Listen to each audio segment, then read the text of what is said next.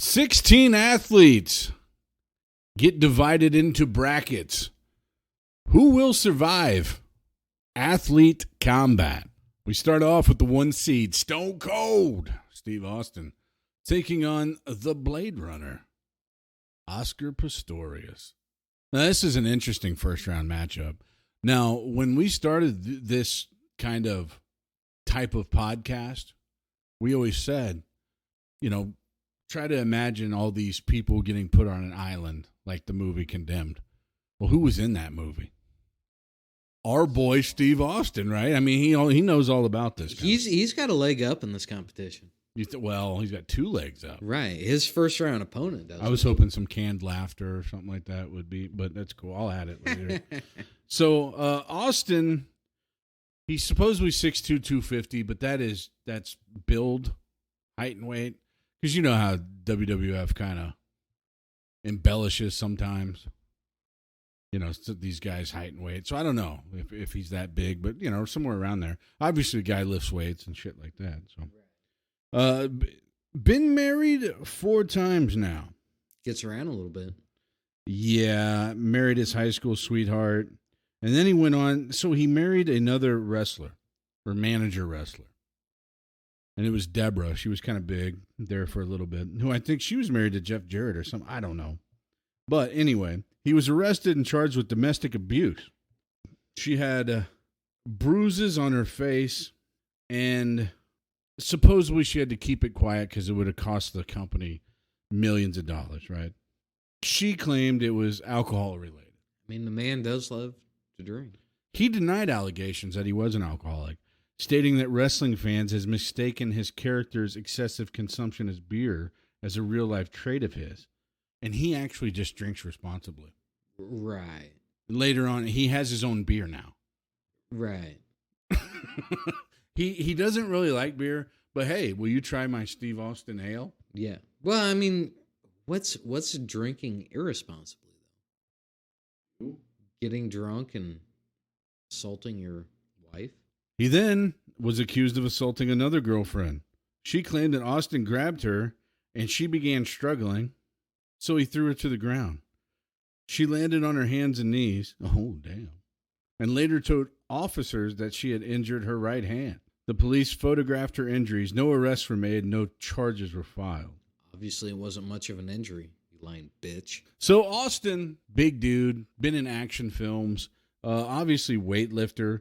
He played some football, so a physical guy. And he was in the fucking movie Condemned, man. Move on to Pistorius. So Pistorius, he had both of his feet amputated whenever he was 11 months old due to like a genital defect. Genital? Congenital. Oh, okay. That's what I said. Different, yeah. Genital defect. But yeah, so that makes him 5'2". Yeah. Not a big not a big guy. Right. I mean, even with his feet, what is he? Maybe 5'4", 5'5". Yeah. Man, he looked way bigger than that on TV. He did. Was striding. But I think the blades that he ran on weren't all that big. Well, I think they gave him a little bit more height. Like he was probably 6 foot tall. With well, I those mean, things is he on. kind of like Krang? Can he put some other stuff on him, like to make him taller? Can he like screw into stilts and become more the giant? Yeah. Probably. I think so. I don't see why not. Some springs or something like Tigger or whatever, Right. You don't know what this man can do, what he's capable of. But that's what the blades were. They were essentially springs. Yeah. Just. Remember when you first saw this, though? Right. I mean, it was a big controversy. That was crazy. Because he wanted to compete in the Olympics, not the Paralympics, but the Olympics. Yeah. Where everybody else had 2 feet. Yeah. And he had 2 blades. Yeah. And a lot of people said, nah, this ain't right. But they said the muscles he uses are the same type of deal. I think they had some reasoning for it. I don't remember it. Well, they declared that he had an unfair advantage because of the blades that he wore. Well, when he gets out of jail and starts running as a woman, he's gonna rip it up. Track and field is gonna look a lot different with Oscar Pistorius. Yeah, oh yeah.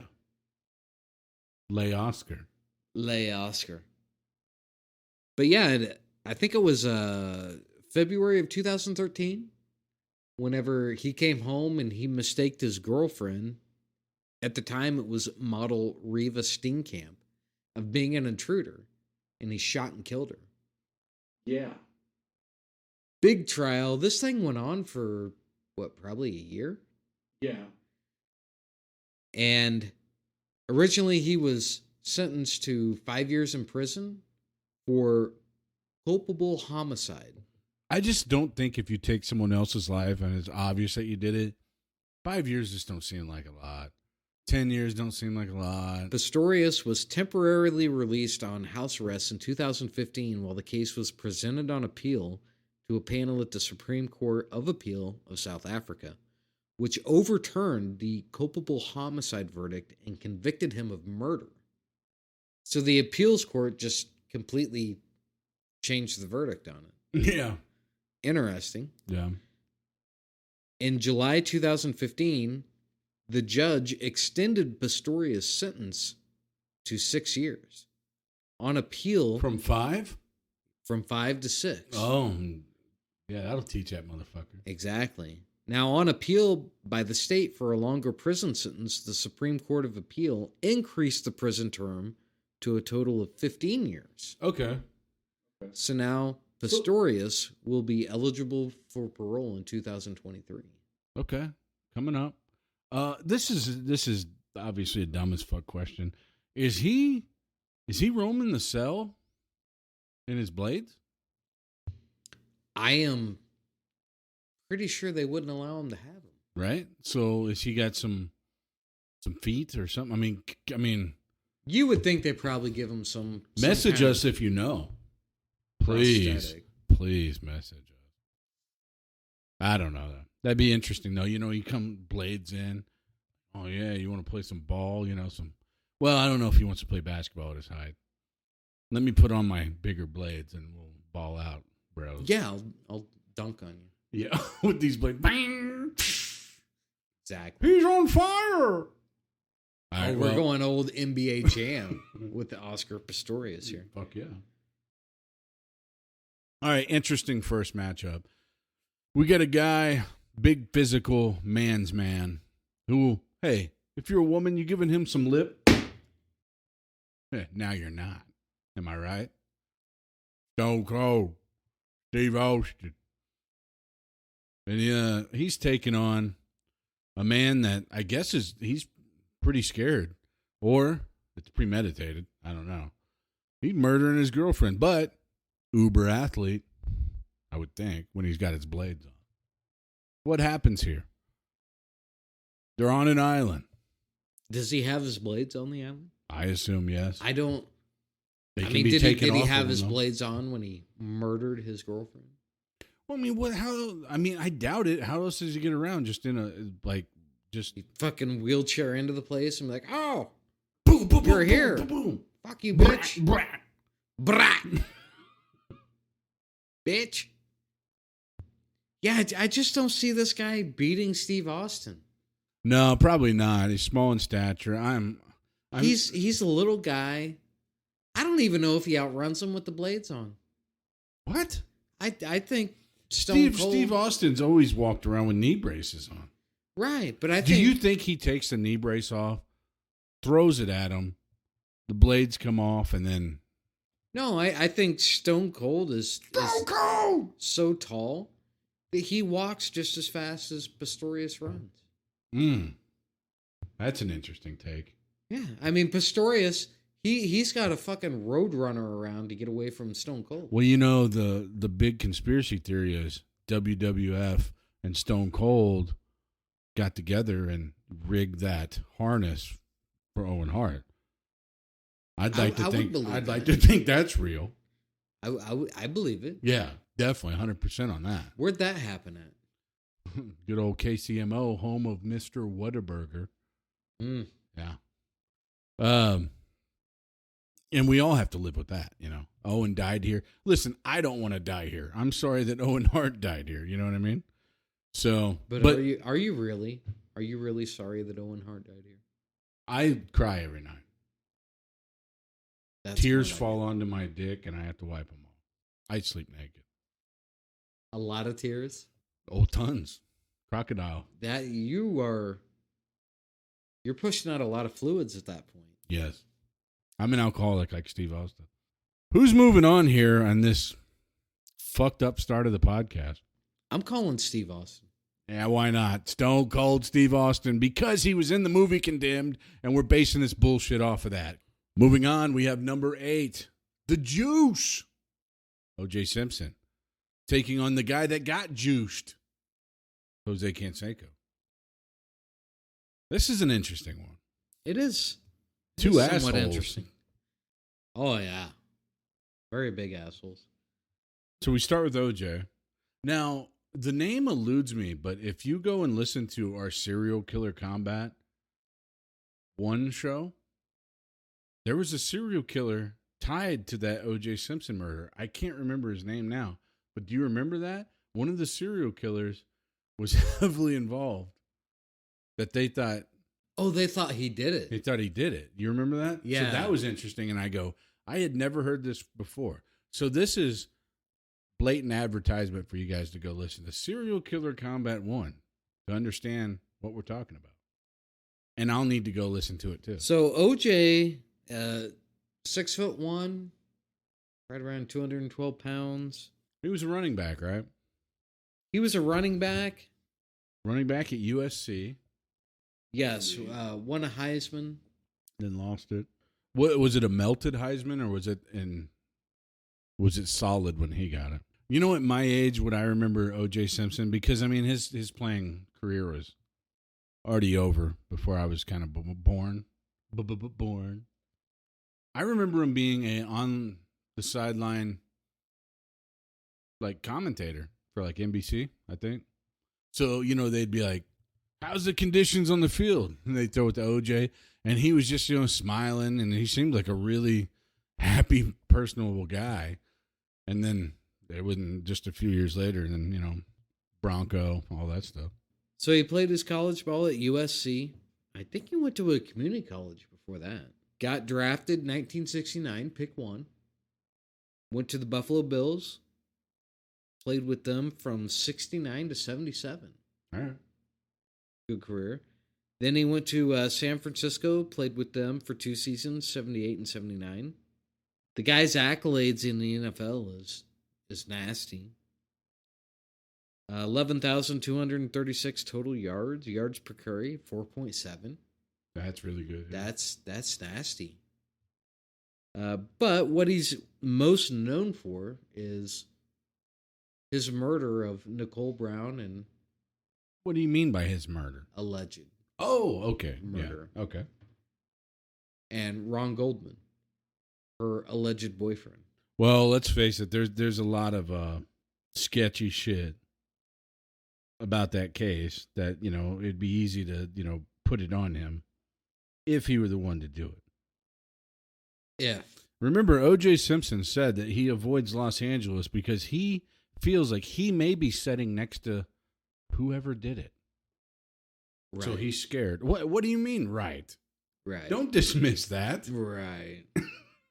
He's frightened that he might run into whoever did it. So frightened that he wrote a book about it.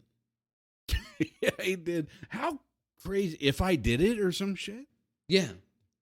And the case against him was so strong that I believe it was Ron Goldman's family that sued him, and they actually won. Whatever proceeds he gets from that book goes to Ron Goldman's family. Damn, he can't win at this point. No. Yeah. Yeah, he can't even write a book. So that was 1994 whenever he got arrested for that.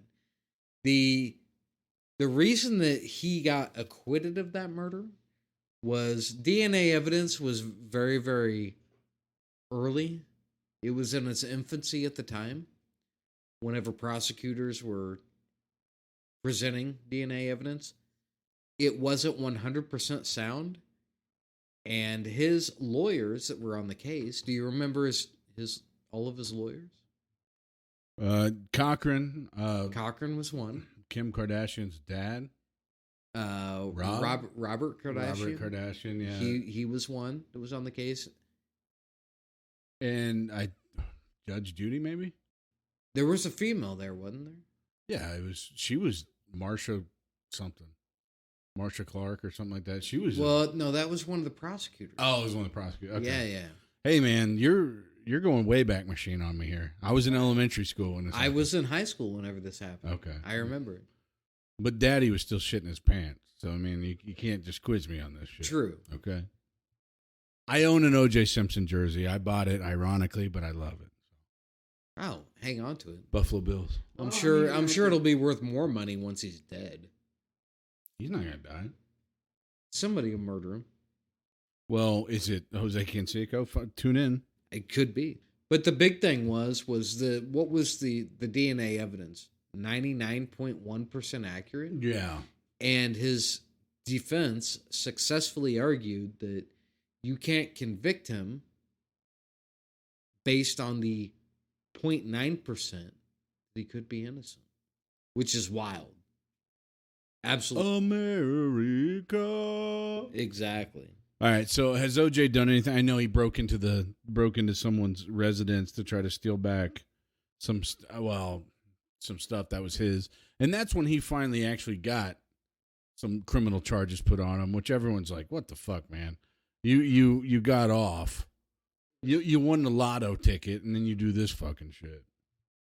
Yeah, it was 2007. He got convicted of robbery in the state of Nevada whenever he led a group of men into a room in the Palace Station Hotel in Las Vegas. Bruce Fromong, a sports memorabilia dealer, testified that the group broke into his hotel room and stole memorabilia at gunpoint.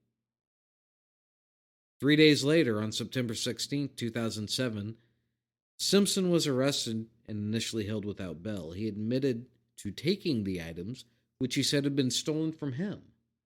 He led a group of guys to go in at gunpoint and steal a bunch of shit that he claims belonged to him. But then he got sentenced to 33 years in prison with eligibility for parole after 9. So he was released on October 1st, 2017.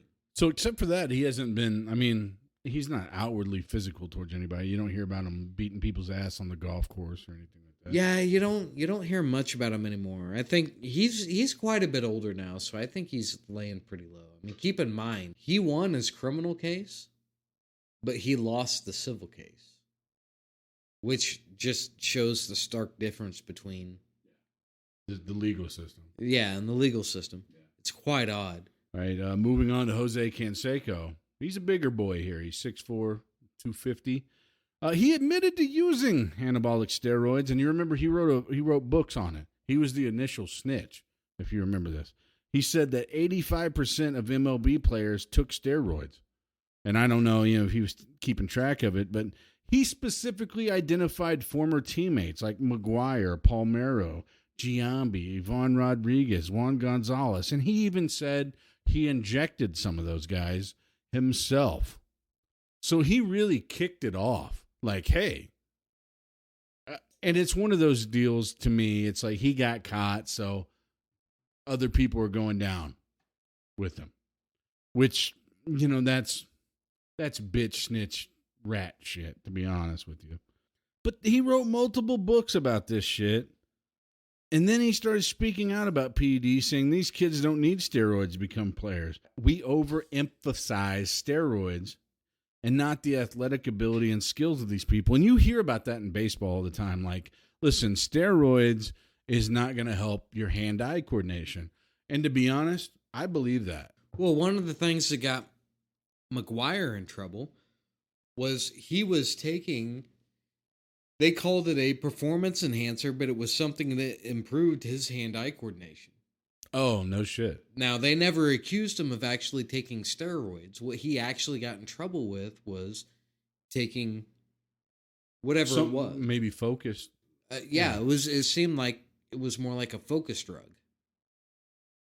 My daughter's starting softball. Maybe I need to start seeing I mean, I could put you in touch with McGuire. Okay. Well, we're not recording right now, so just let me know. Okay. I can do it. So, Canseco was arrested in Florida for reckless driving. Now, I'm just trying to paint a badass picture of him. You know what I mean? He led an officer on a 15-mile chase. All right? Is that all? Listen, OJ may have did a little more than that, but that wasn't even part of your case on him beating ass. You didn't mention the white Bronco. You didn't mention the thing. Okay? Let me push my guy on here. My bad. Fined $500. What the fuck? He got arrested for carrying a loaded semi-automatic pistol in his car. That was $2,500. Aggravated battery for ramming his Porsche into a BMW driven by his wife after a verbal altercation. He bought probably both those cars. What the fuck you doing? So he got charged with it even though his wife did it? Charges aren't. Hey, do you know how this goes? Come on now. Some of these charges sound kind of bogus. Okay, so are you saying since OJ has a better legal team, he's going to beat his ass on this island? Is that what you're getting? No. Is that what you're fucking? Is that what you're alluding to? I'm just solely focusing on the fact he gets charged with having a handgun, even though that's your Second Amendment right. He was arrested for beating his then wife Jessica Canseco. What's wrong with that? I didn't say anything was wrong with it. I just said he got arrested. I'll fight the cops over it. 01, so he took some time off. They got into a fight with 2 men at Miami Beach nightclub that left one man with a broken nose and another one needing 20 stitches in his lip. What, his pussy lip? I mean, come on, motherfucker. Man the fuck up. This guy's only 6'4", 250. 20 stitches in your lip? That must have been a hell of a cut. Following his retirement, he was bitching about being blackballed by MLB. Well, yeah, when you just come out and say, hey, yeah, I'm a fucking roid head. Yeah. On top of me beating every woman. You're taking peds. Taking a few peds. He was arrested in his home for probation violation when he tested positive for steroids. This is after retirement. So he's still juicing. He's juiced. What's he planning on doing? He did go into an MMA fight later on, but that was just 6 years before that. Oh, so Dana White had him. No. Japanese company after Pride. Oh. Yeah. Canseco revealed that he had lost his house, saying 2 divorces had cost him $8 million each. Hey, that does fucking suck. $16 million? Jesus Christ. He was detained by immigration officials crossing the border. He was trying to bring a fertility drug from Mexico. Sounds illegal. Sounds like he was trying to cycle off. Oh, well, yeah. In 2013, Canseco was named as a suspect in a rape allegation. He broke the news himself on Twitter, because that's what you got to do. He denied the allegations and posted pictures and info about his accuser. And then he was cleared. Yeah, come on, bitches. But anyway, in 2009, so you remember Pride. Pride fighting? Pride fighting got bought by UFC, and it was the worst fucking day in MMA. Well, after that, it was in Japan, there was a thing called dream fighting, right? And they kind of had the same occasional freak show fights. Well, Jose Canseco fought Hong Man Choi. And if you're not aware of who Hong Man Choi is, he's a 7'4" Korean guy. Oh, fuck. Who? Professional kickboxer. He ain't no bitch. Well, anyway, Canseco lost submission due to punches in a minute 17. But he went and did it. He didn't fight no scrub. Hong Man Choi's no joke. He was no joke in kickboxing. I mean, dude's fucking 7'4" and pretty ripped. I mean, he is ripped. He's a big boy.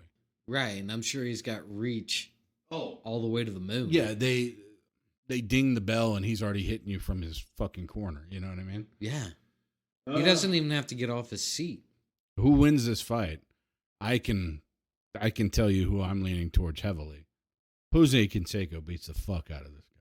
You think so? First of all, OJ, except for, stabbing a dude, he doesn't get into fights. Well, that's true. We're on a desert island. Yeah. With nothing.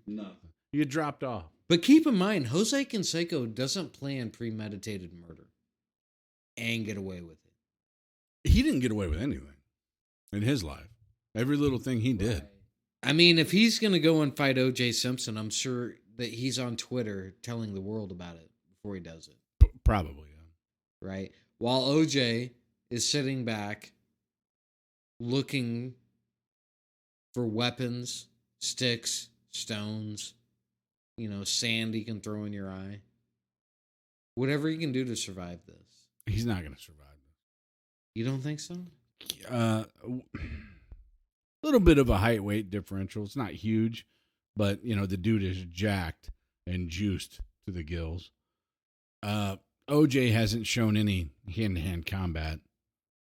OJ's literally going to have to forge some kind of weapon out there. That's what I'm saying. I think OJ goes in and he's taking sticks and trying to sharpen them so that he can stab something. Okay. Anything. So you're going underdog? No, I'm going Jose Canseco all the way. I think OJ just fucking throttles him. OJ throttles him? Jose. Okay. Jose, he's the 9 seed, correct? Yes. He's moving on. That's Jose Canseco. Up next, we have the number 4 seed, Lawrence Phillips, taking on the number 13 seed, Rasheed Wallace. All right, tell me about Lawrence Phillips. So Lawrence Phillips was a standout football player from the University of Nebraska. He was the man coming out of college. I remember that, like in my time. So Phillips won the 1995 Orange Bowl and the 1996 Fiesta Bowl with Nebraska, which led to him being selected 6th overall in the 1996 draft by the St. Louis Rams. But his career was cut short.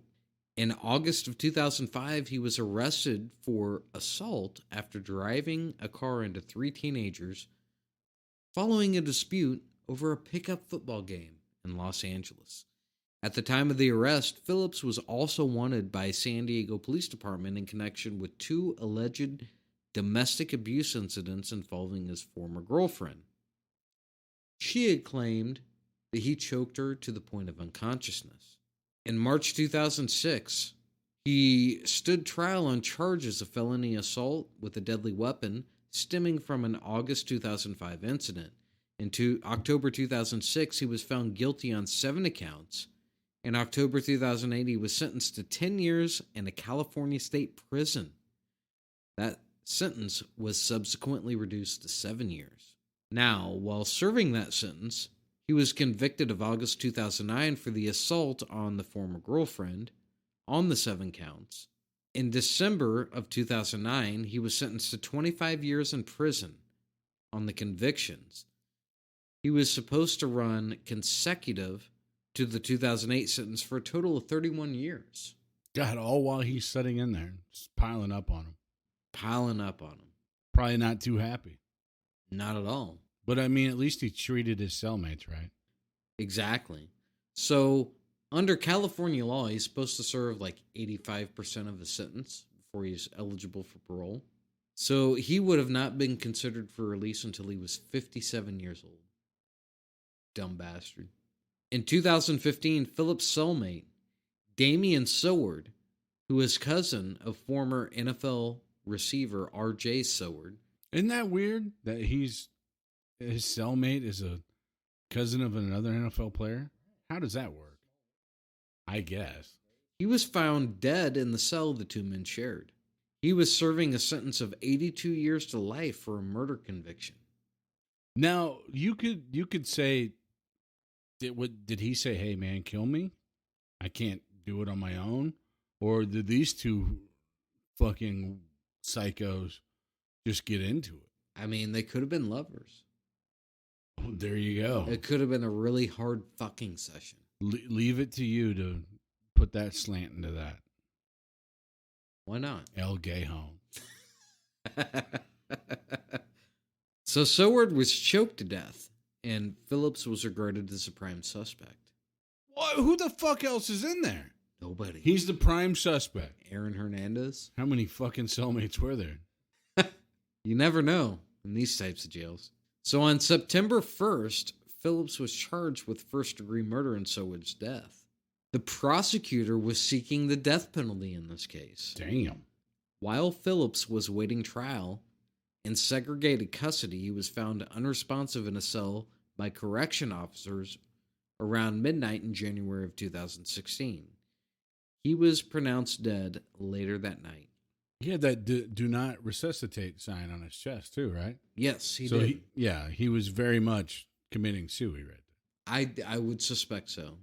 Sounds like he wasn't good in a jail cell. No, I get it. I get that too, though. You're never getting out? Yeah. No thanks. I got to serve until I'm nearly 60 years old.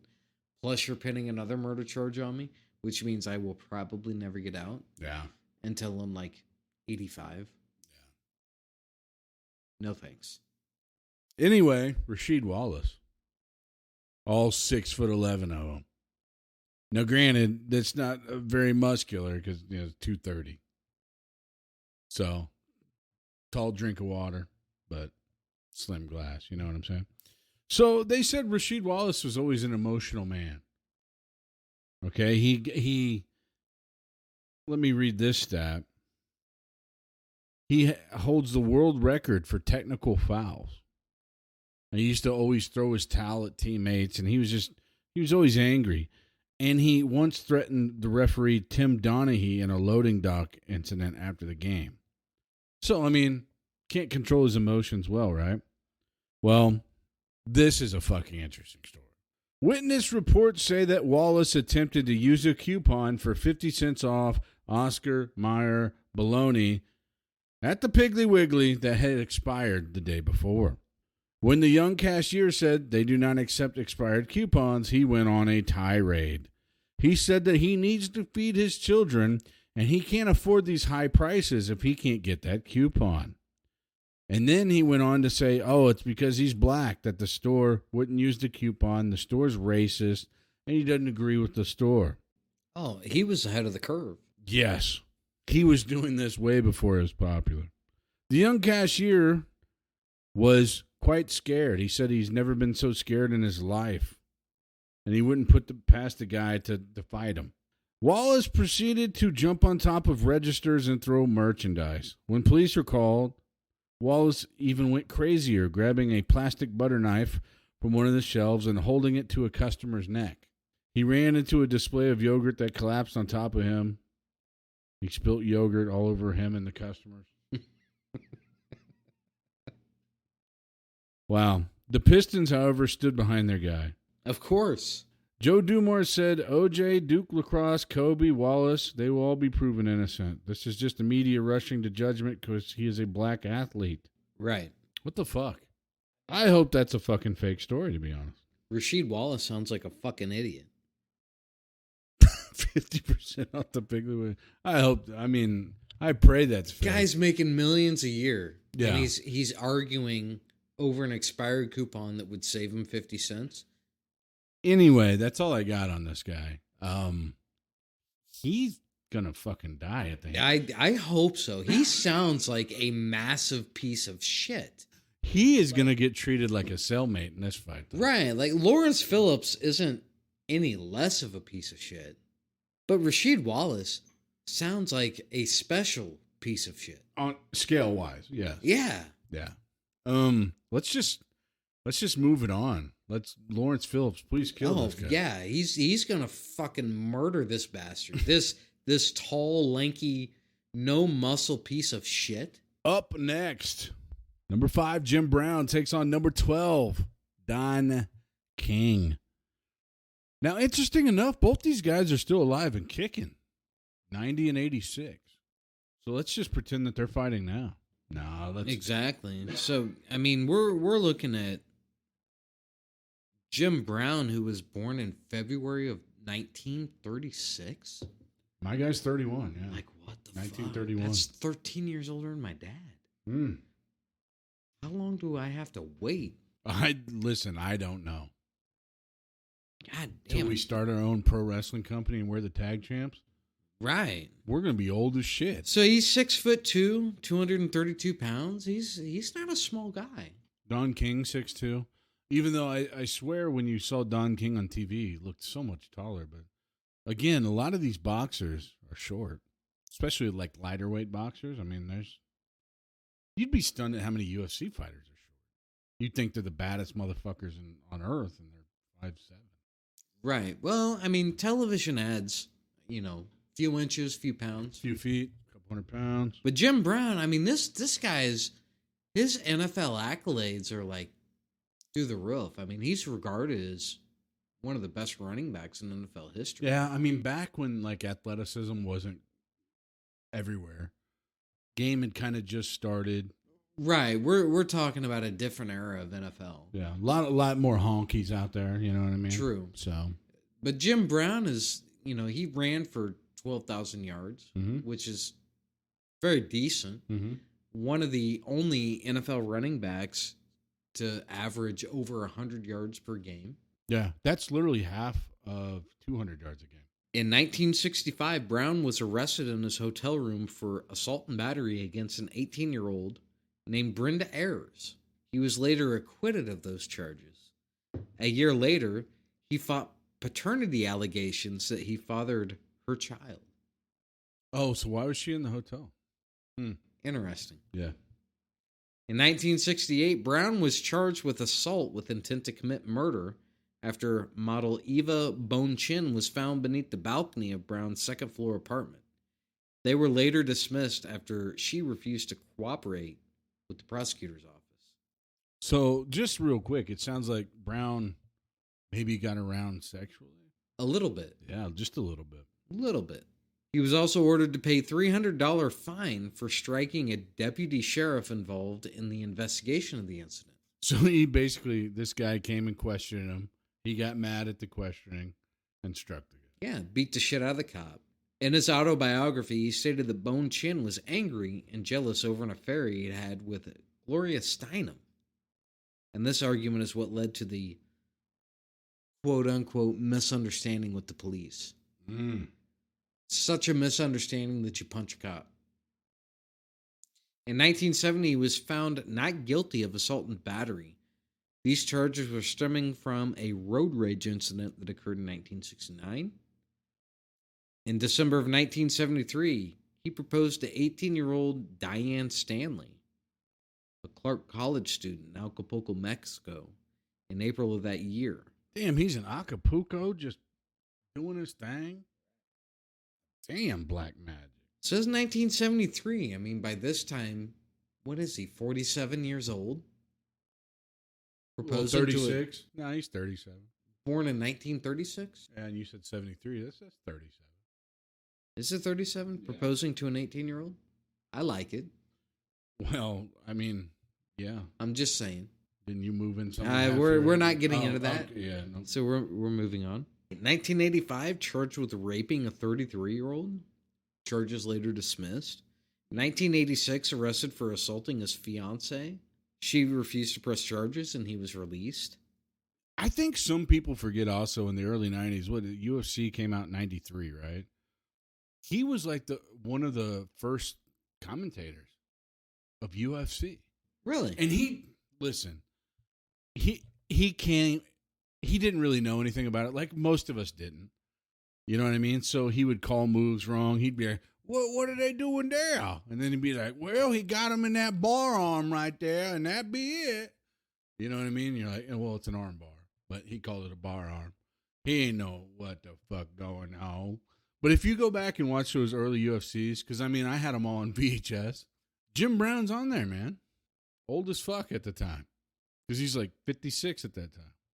He's choking them. That means he cut off the airwave in the esophagus, and he go out. You know, and something. Yeah. Really, John Madden? Yeah. Now I gotta go fucks. Go fucks. Anything else he did? No, that was about it.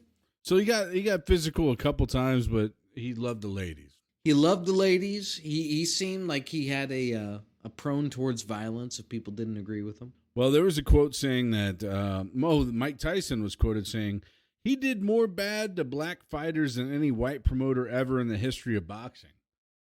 He's talking about Don fucking King. Oh, shit. Now, Don, he's kind of a bad motherfucker. He had been charged with killing 2 people in incidents 13 years apart. In 54, he shot a man in the back after spotting him trying to rob one of his gambling houses. The incident was ruled a justifiable homicide. Then in 67, he was convicted of voluntary manslaughter for stomping one of his employees to death. So he hit this guy with a gun, then he stomped his head till he died. And that he served 3 years and 11 months in prison. Sounds legit. Now, except for that, there's a whole lot of dirty deeds he did to fighters, legally and shit like that. Don King, obviously. Okay, so let's talk about that for a second. There's people out there that will say that Don King was one of the worst things that ever happened to professional boxing. Right. But how did he always get the bids to get these fights and shit like that? Manage these fighters, because Smooth talker. Yeah, he got Muhammad Ali to participate in a charity boxing match to raise money in a hospital in Cleveland. So exactly, he got a silver tongue, right? You're charismatic in some way, correct? Silver tongue devil. Yeah. So that's really all I have on Don King. The 2 murders, but man, that's pretty crazy. How big was Don King? 6'2". 6'2". I don't think he wasn't built like Jim Brown, but I don't expect he was small either. No, every time you saw Don King, he wasn't he wasn't an in shape guy, but yeah. No. Honestly, aside from hitting people with a gun and stomping them to death, which that's pretty brutal. But we're on a desert island. Listen, he's not beating Jim Brown's ass. He's just not. I don't think so. Both of them have attitudes. Well, Jim Brown's got fucking testosterone shooting out of him, obviously, because of how many sex partners he has every week. So right, which allows him to go out and beat cops. I have Jim Brown moving on. I think I got Jim Brown too. Stay tuned to the second part of the first round of Athletes Combat.